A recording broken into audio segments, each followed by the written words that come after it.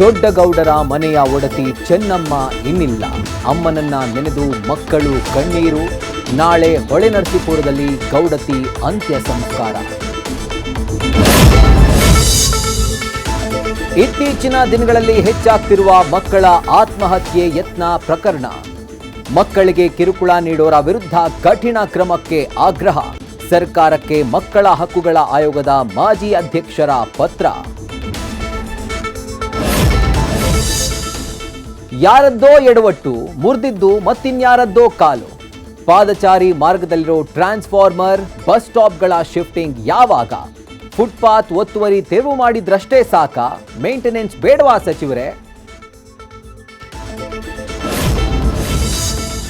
SIR ಗೊಂದಲ ಬಗೆಹರಿಸಲು ಪಾಲಿಕೆಯಿಂದ ಹೊಸ ಪ್ಲಾನ್. ದಕ್ಷಿಣ ಪಾಲಿಕೆ ವ್ಯಾಪ್ತಿಯಲ್ಲಿ ಮತದಾರರ ಸಹಾಯ ಕೇಂದ್ರ ಓಪನ್.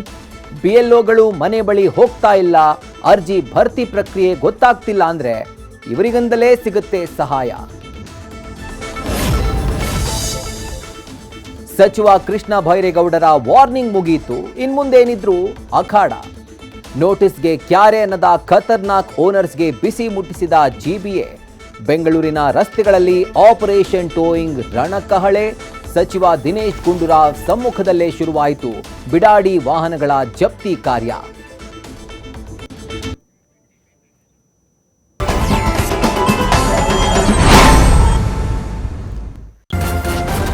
ನ್ಯೂಸ್ ಫಸ್ಟ್ ನಿರ್ಭೀತಿಯಿಂದ ನಿಮ್ಮ ಪರವಾಗಿ.